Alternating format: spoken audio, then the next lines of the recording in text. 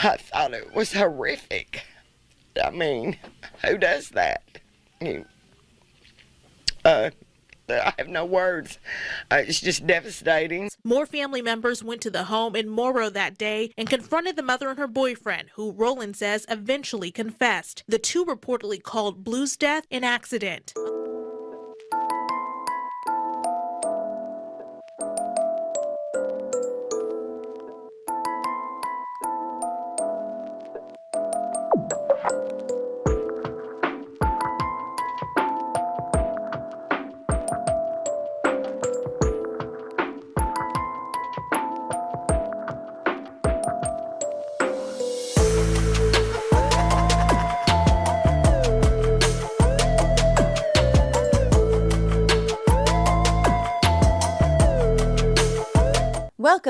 Welcome back. I'm Cassie and this is A Wicked World.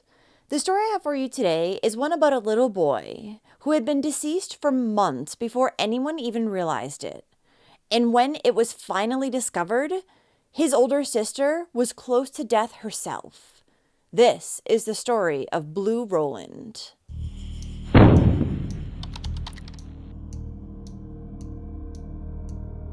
Blu Yvonne Rolland was born on December 16, 2016, to his father, Dustin Rolland, and his mother, Ashley Marie Childers, and he lived in Morrow, Arkansas.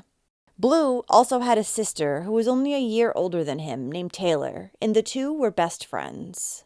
Blu's parents, Dustin and Ashley, had gotten married in December of 2015 and were together for close to 6 years before they got divorced in June of 2021.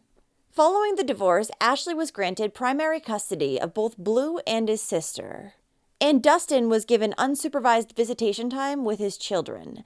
And Ashley was to coordinate this with Dustin's mother, Karen Rolland. While things went smoothly at first, a little less than a year after their split, Ashley began to deny Dustin his time with his kids.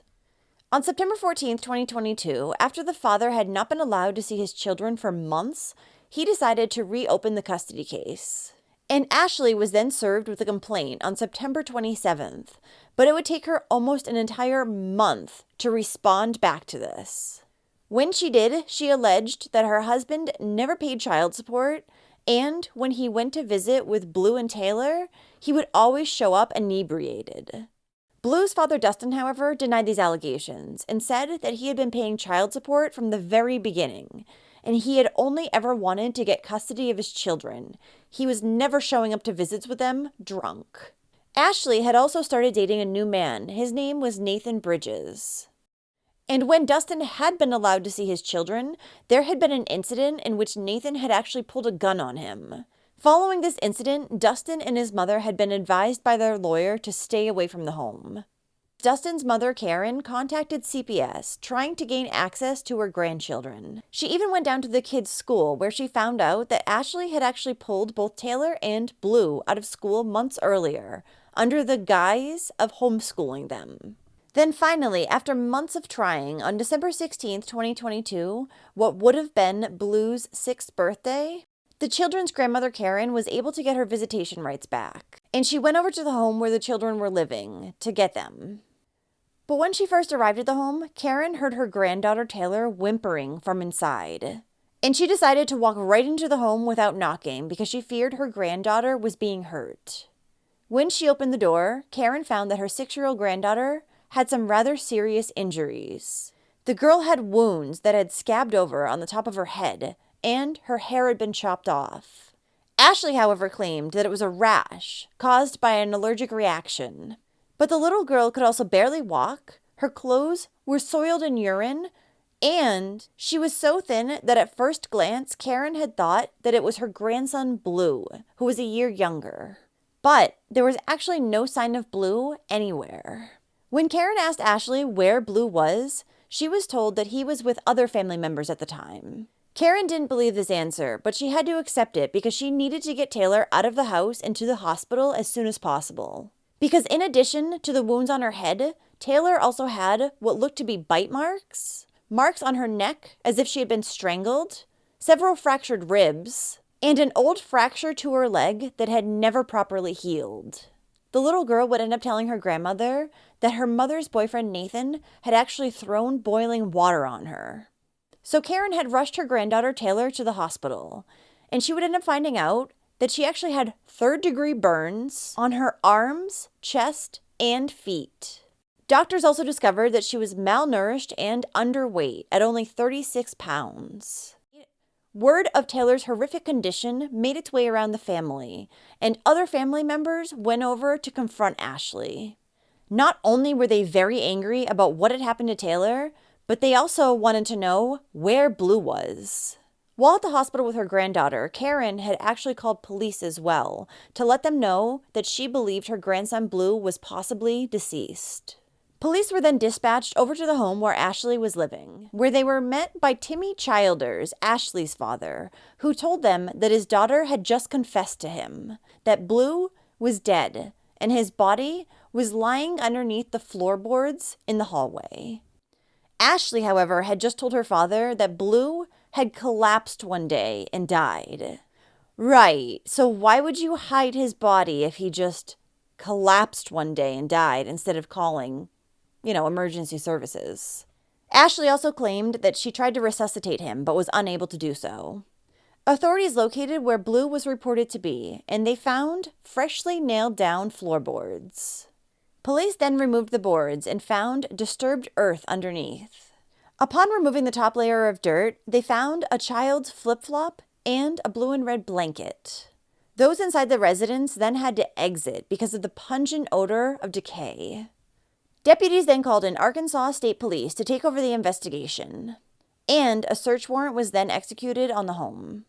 Following this, the floorboards were torn off, and investigators found a small human body wrapped in multiple layers consisting of plastic bags and a blanket. The body was then transferred to the Arkansas State Crime Lab and was confirmed to be that of Blu's. 28-year-old Ashley Rolland and 33-year-old Nathan Bridges were then placed under arrest, and they were charged with capital murder, abuse of a corpse, tampering with physical evidence, and endangering the welfare of a minor. And it's not known exactly why Ashley had a black eye in her mugshot. However, when she was questioned by authorities, she told them that Blu had actually died months prior on September 9th. This had come after Blu had angered her boyfriend Nathan because Nathan had stuck his finger into Blu's mouth and Blu bit him. You stick your finger in a child's mouth, hell, anyone's mouth, you should expect to get bitten. From there, Nathan had taken the little boy into the bathroom, and as punishment, he repeatedly placed Blu's head in the water-filled toilet until he drowned. But Ashley was claiming that she had actually been in the living room the entire time that her boyfriend was in the bathroom with her son. When Nathan had exited the bathroom, she claimed that she went in, and that's when she saw Blu on the floor, struggling to breathe. And his body had gone limp. Nathan had then cut a hole in the wooden floor, dug a hole, and placed Blu's body inside it. The thing is, this was not the same account that Ashley had given to Rebecca Fitting, Nathan's ex-wife. Apparently, Rebecca had talked to Ashley after she had heard that something was wrong at their home. And Ashley had told her that Blu left the bathroom with a swollen face and he was foaming at the mouth. He had then collapsed and died. And since Nathan didn't know what to do, Ashley told her that she was the one that had buried her son. Ashley would also tell investigators that Nathan was the one who was responsible for her daughter's injuries as well. She claimed that Nathan had actually held Taylor's head and upper torso under hot water in the bathtub. This was as punishment for her behavior issues. Following Blu's death, his grandmother, Karen Rolland, filed a petition for guardianship of his sister Taylor, and a judge granted an order for emergency temporary guardianship. But there's so much anger. Because I miss my grandson. A grandmother in tears, devastated after learning her 6-year-old grandson was buried dead under the floor of his home. The thought of what he had to himself. Karen Rolland spoke with Fox 13 about the pain she's left with, having to cope with the loss of the little boy who she told me was named Blu. Karen says his 6-year-old sister who survived the abuse suffered major physical injury too. But she has 3 cracked ribs, a wrist old fracture, in her hand, and then it still hurts her, so it's hard to grab her by her hand. Karen said the little girl, whose name is Taylor, had stab wounds from being forced to get her hair cut. A haircut she said the little girl told her was for punishment. She had the stabs from the scissors, from the trying to cut her hair in her head, and her nose is all cut up. I don't know, splashed from the water or anything, and then it just was devastating. Sores on top of her ears. On July 15th, 2024, Nathan Bridges pled guilty to first-degree murder and first-degree battery in the death of Blu. He was subsequently sentenced to 60 years behind bars. And Ashley's attorney was trying to say that Nathan was solely responsible for Blu's murder. Ashley was merely present. Her lawyer also claimed that they had a statement from a witness who was present at the residence the night of the incident and had told law enforcement officials that Ashley had been screaming at Nathan to stop it. In the end, Ashley would plead guilty to 2 counts of permitting mistreatment of a minor. Her other charges were dropped, but she was still sentenced to 40 years in prison. Blu's sister Taylor recovered at a hospital that was about an hour away from where she had been living, in Memphis, Tennessee. A friend of the family named Anita Whidbey set up a GoFundMe campaign to support Taylor's recovery and future. Blu Rolland's funeral was held on Monday, January 2nd, 2023, at Morgan Funeral Home Chapel. He was then buried at Forest Park Cemetery in Fort Smith, Arkansas.